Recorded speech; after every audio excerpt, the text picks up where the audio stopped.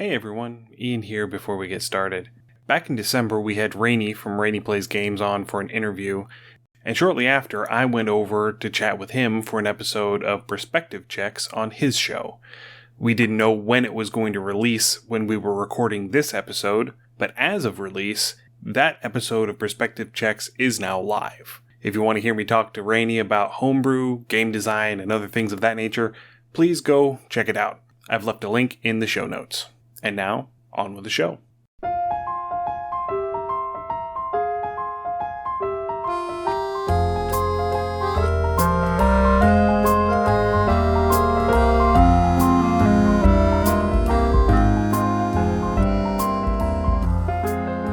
Hello and welcome to Under Common Taste. This is a podcast where we create and discuss homebrew content for tabletop RPGs. Relax. Enjoy the game. Have fun. I'm Ian Woodworth. I'm joined by my co-host James Daly, and today we're going to be talking about something a little different.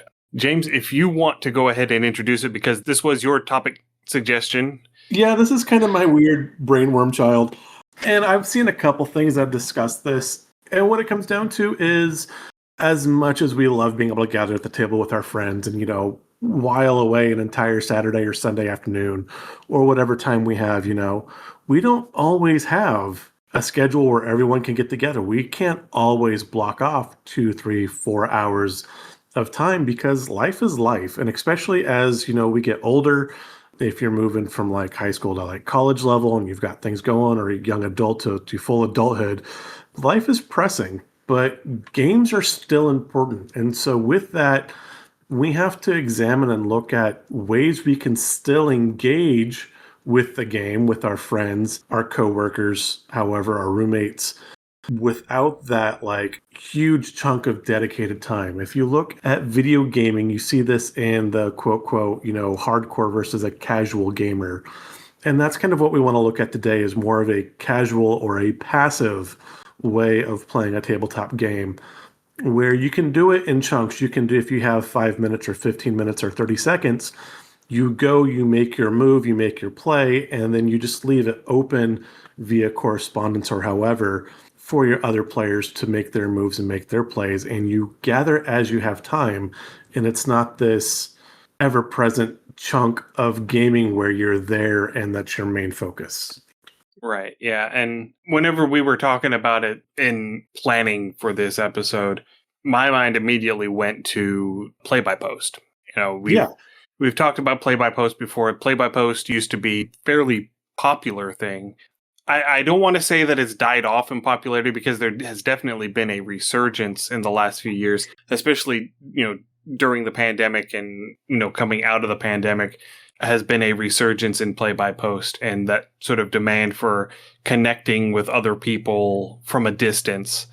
And play-by-post is one of those structures that can do very well for that, where you have a block of time where you are expected to read whatever the current prompt is and respond with your input. Yeah. And then it's up to the players to actually respond in that time window. And once all the responses come in, the DM will, take those responses and play out what happens on the DM side, and then send out a new prompt for the next batch of responses. And that is definitely a way to do it. It has its benefits, it has its limitations.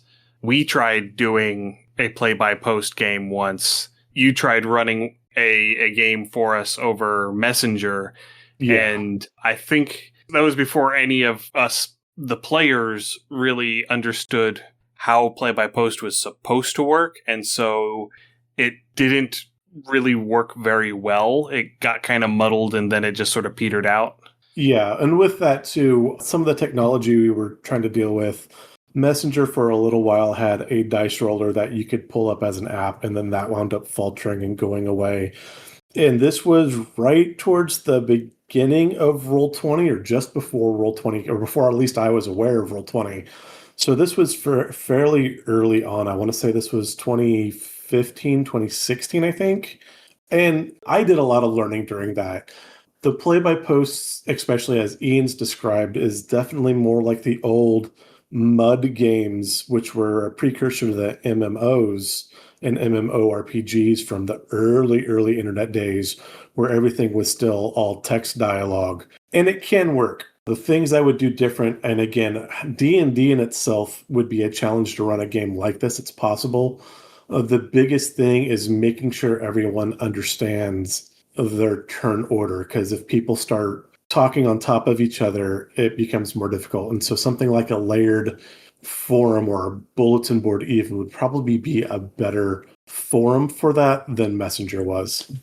Yeah, definitely a forum or even like group email, like reply all emails.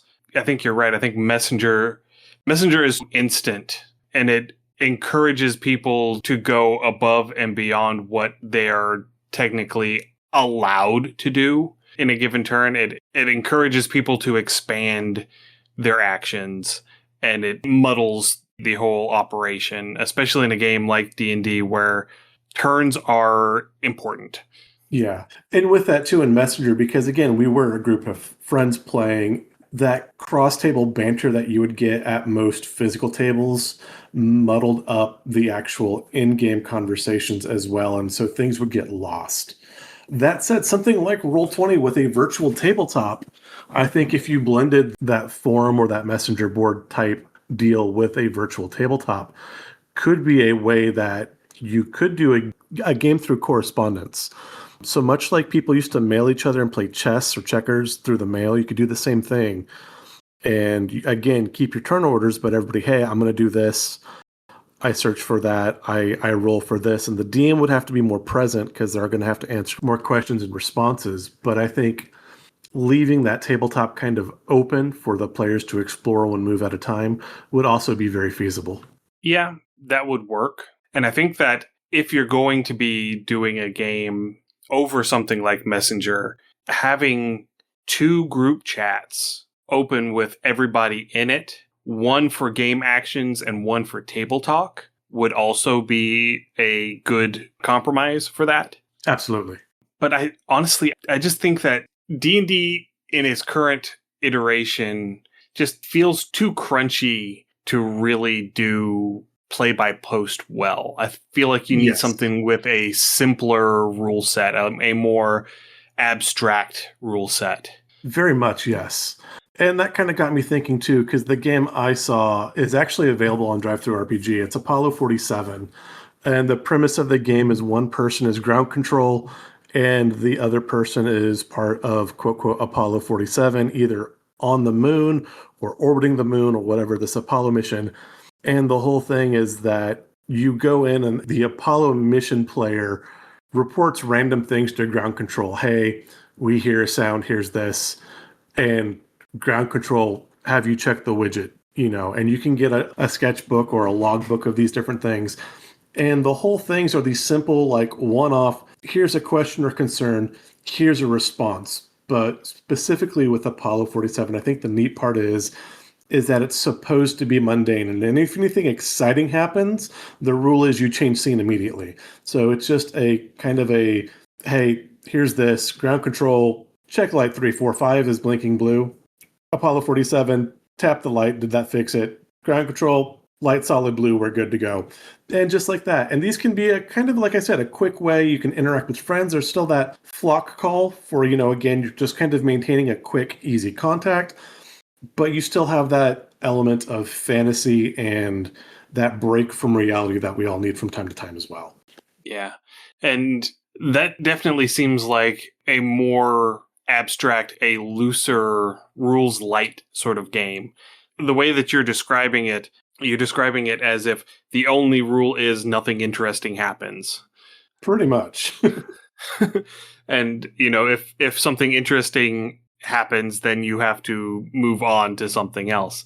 And there are a number of games that are designed to be played via correspondence or, in different sort of unconventional ways. One that came to mind when we started talking about this was Elliot Davis's game, The Time We Have. It's a 2-person game where you're in a zombie apocalypse. Your 2 brothers or 2 siblings going back and forth. One person sits on either side of a closed door and you play the game through the door.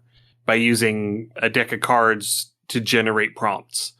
And you're going through, because one person has been bitten and the other one hasn't. And so the one who has been bitten is slowly succumbing to the zombie virus and slowly becoming a zombie.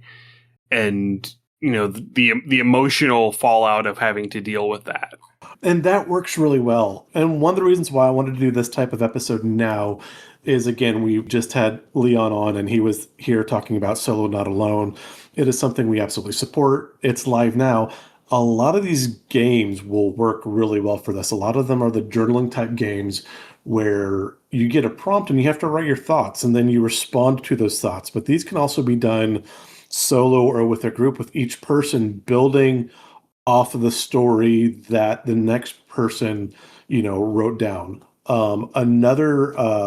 Another system that we've had on here that we've explored is John from Tale of the Manticore, his pendulum system, where you have that world building. You'd have your yes or no, your good or bad, and then you'd build the next thing, and then you pass it on to the next player. Everyone can read what everyone's doing, but each person builds a next part of this kingdom as their history goes on, or the next piece of the wall, or the next part of the scenario. And you can pass this along a group. This is a really light and fun way where you can kind of get this collaborative effort of world building as well. Yeah, and there are a number of games that would be very good for that. One that's coming to mind is The Quiet Year by Avery Alder, because it is also a world building map making game, and it is definitely one of those where, if you have 2 or 3 players who are going to be routinely playing this game, you can sit down and you can do 1 or 2 card pulls, and then you just set it down until you have time to come back to it. It's not something that you have to devote a good amount of time to. It's something that can be picked up and put down relatively easily. Right. And that ease, that portability, and that relative quickness of action does, again, it lets us fit gaming back into our lives when lives can get awfully, awfully hectic. And if you're fortunate enough to actually have time where you can sit with friends, you can absolutely use some of these world building games and these more passive games in between your sessions, so you can develop your world for your characters. And that way, too, they're more invested and their characters are invested when they actually get down to the table, because it's the world you all have built together. Yeah. Sorry, I'm looking for a game that has come to mind. I saw the review for it, and I can't remember the name of it. Who knows? And I don't know that I'm going to be able to find it right now. But the general premise of the game is that it is a game about a magical grimoire, and the book that you are playing in is the magical grimoire. Ooh. And as you are playing the game is slowly trying to consume your soul. Okay. And it probably will. But when it does, you are supposed to take the book and hand it off to the next person. Ooh, and they start playing the game again, starting from the beginning. But they have all of your notes and all of the modifications that you've made, because you're supposed to write in the book and do all sorts of things and add things to the book and take things out of the book and all of those sorts of things. And so the book eventually changes, and because of the way that the prompts work, the prompts that you're going to get are going to change the game as you play it every time. And I love that. That sounds amazing. As the book progresses, it might end up spitting someone's soul back out. And so then they can pick up the book again and try playing through it again. And as it progresses, and as you add more to it, and as you add more notes and you modify the book more and more, it becomes easier and easier to actually win the game.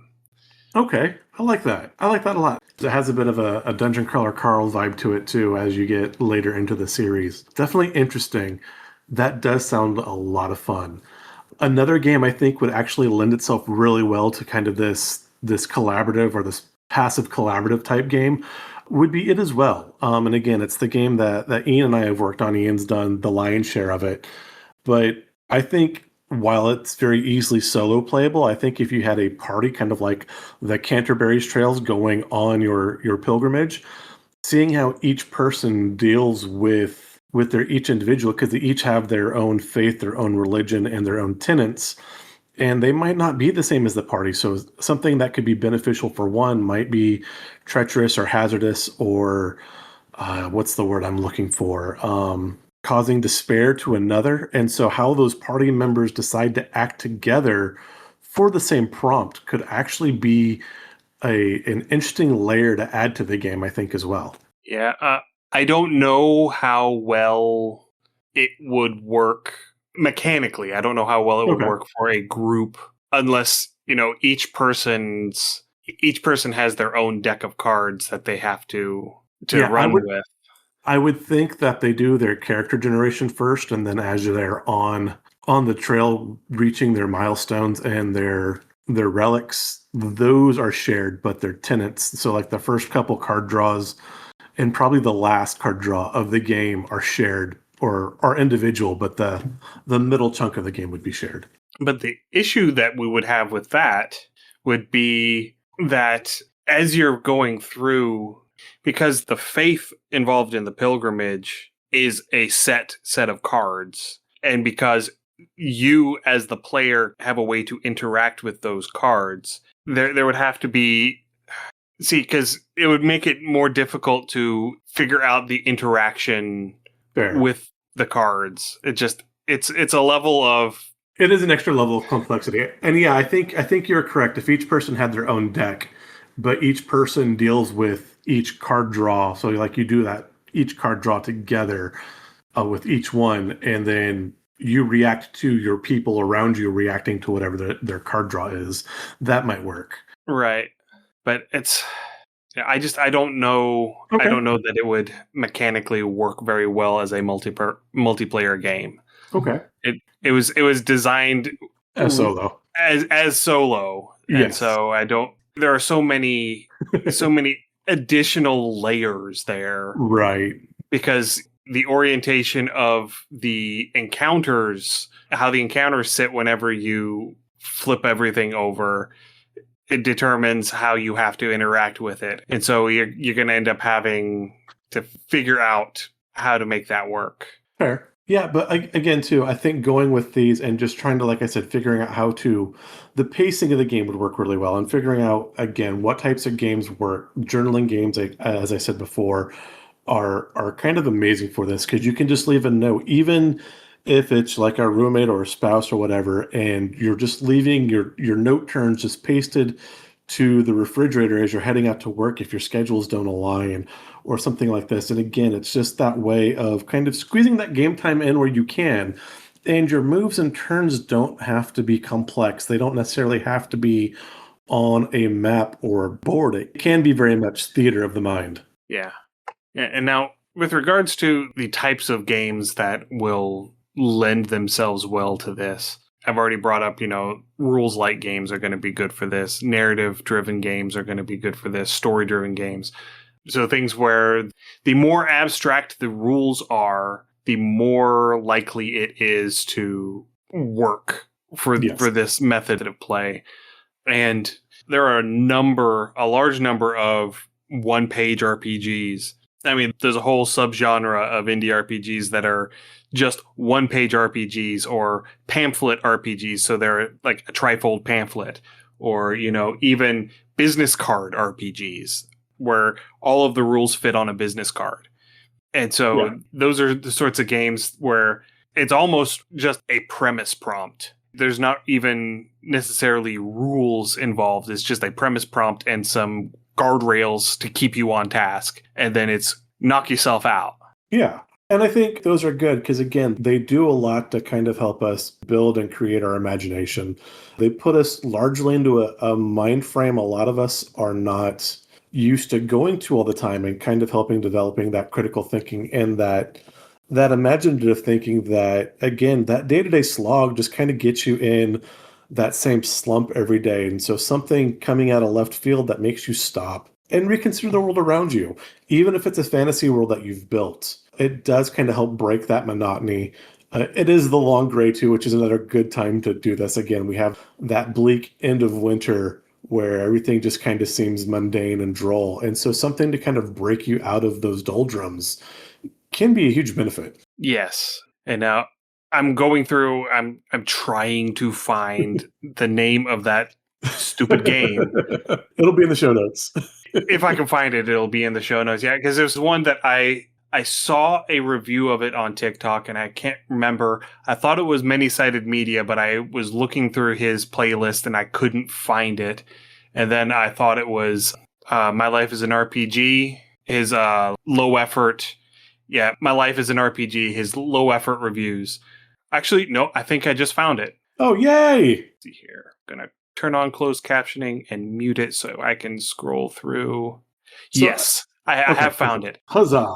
It is called Spine, Spine. And yeah, the whole premise of the book is that it is trying to eat you. And whenever it succeeds in eating your soul, you're supposed to pass it off to the next person.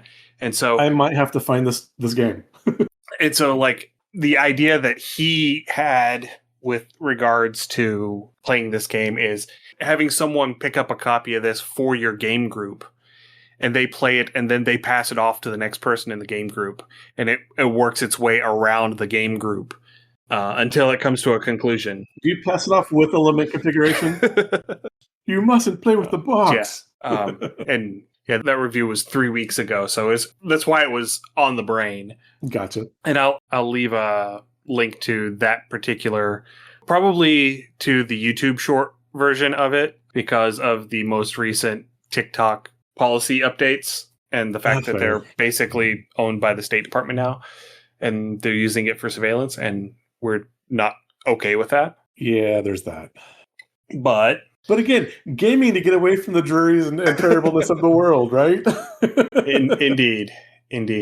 Now, as I was looking through stuff and, just looking through games in my library, came across one that, I've mentioned it several times before. It's a game that I love, Anamnesis by Sam Lee. Anamnesis would be an interesting one to try and play in this sort of way, where basically each person is playing their own story. Okay. But you leave it each time you complete a prompt, one of the other people in the group adds a detail to your story, because the whole premise of the story is that you wake up, you don't know where you are, you don't know who you are, you don't know how you got there. Okay. And so each time you complete a prompt for your story, this would be something that, each person, let's just say that there is, let's just say that you have a messenger thread for this, or a group email chain or something like that, something where everybody can see the details that are being posted, and you have one person who's the player, and they are going to generate the prompts. And whenever you generate the prompt, each other person in the group gives one detail of the scene, like just one minor detail of the scene that the player has to incorporate into their response to that prompt. I like that. Yeah, that does make a good collaborative building effort. And no, that sounds a lot of fun. Yeah, and you can do that either you take turns on who's playing this particular game, like each person plays all the way through, or, they play through one set of prompts, because there are 4 suits that you go through. And so perhaps you have 4 people in this group, and then one person starts as the first suit, and then they pass the whole character along to the second person, and then for the second suit, and then the third person for the third suit, and the fourth person for the fourth suit. Or you can have it where maybe you have 4 separate group chats going at once, each person playing a different character in a different story that may or may not be connected to one another. There's a bunch of different ways that you could do something like that. Yeah, absolutely. And that was kind of my goal and my point of this episode, is trying to bring up a non-traditional way to consider playing our games. And when I say R, I mean a global R, the games that you play. Again, even within the RPG space, everything's D&D themed or everything is tabletop map themed, like things Kids on Bikes or Old Gods, while they're all great games and wonderful systems, they still have that sitting at a table, devoting several hours of time, and the format is largely the same. So taking some time and bringing to light some different formats to kind of shift things up a little bit, and again, maybe add a little bit of variety. Yeah, and there are other games that historically have worked in the ways that we are talking about. Diplomacy. Diplomacy is a big one that it's not really got a whole lot of in the line of rules, but each player is in charge of a state and you're dealing with diplomatic relations with all of the other players, and you each have your ulterior motives and your goals, and you're trying to get what you want, and you have a window to send in your moves to the game master. And if you don't send in your moves, then you don't get to do anything on that turn. And so that is a game that is, specifically designed for this sort of periodic play. Yeah, I like it. I think that'd be one I'd be really interested to. Even with my video games, I like that espionage/spy/diplomacy aspect of sim games. I always found that fairly interesting. So that would be a lot of fun to play. Yeah, Matt Colville did a video on diplomacy like forever ago. I'm talking like 2014, 2015, somewhere way back then. Way in the misty dawn. Yeah, and if I remember, I will track that one down and put it in the show notes too. Excellent. Well, yeah, that's what I had to bring to the table for us today. And again, just a consideration of different play types and modalities, taking a step back and considering options. I think it's good to do that on occasion. Yeah. And just to sort of summarize the points that I was trying to make, the less concrete the rules, the better it is suited for this type of play. Mm-hmm. This is a great way to practice those soft role-playing skills. The ones that are not tied to a die roll or that are not tied to a mechanic. There are going to be some games like any of the Richardson Alone games where you have to have a Jenga tower. Those might not be the best games for this. No, but probably not. But they could be. They could be if you are taking turns and you leave a marker as to whose turn it is next. And then they just show up and do their turn and make their moves with the Jenga tower, whenever they get around to it. And it could be something that you do, you get everybody together and you just knock out the whole game all at one time with you all just sort of standing around this Jenga tower. Or it could be dragged out over 3 days as people get to it when they get to it. I like this as a roommate scenario, exactly as you're leaving for work or you're coming in, you're wrapping up your day, you make your move, you move your Jenga piece, you set it on the tower, and then you have that long time of, hey, I made my move, but is the game over or not yet? Has the tower fallen?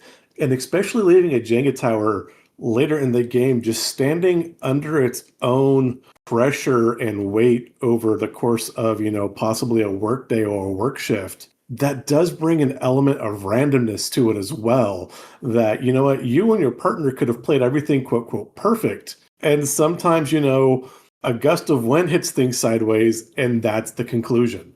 That, I think, would be an exciting type of randomness to the game because, me personally, I'd be sit there and I'd be all day like, oh, is it still up? I wonder what they did. I wonder how that's going to go. And I would be thinking and planning and plotting for a good chunk of whenever I was gone of what I want to do next. Yeah. And going back to the work of Sam Lee, her game Outliers, where you're a lab assistant and it's played as a Wretched and Alone game. It's played with the Jenga tower, and the Jenga tower represents your funding. Oh, and I think that would work very well as a 2-person game where you are both lab assistants in this lab and you're doing the things like one of you is day shift, one of you is night shift. Yeah. And because in the perilous world of scientific research, you could get funding pulled without any warning. Yeah. Nope, it's gone.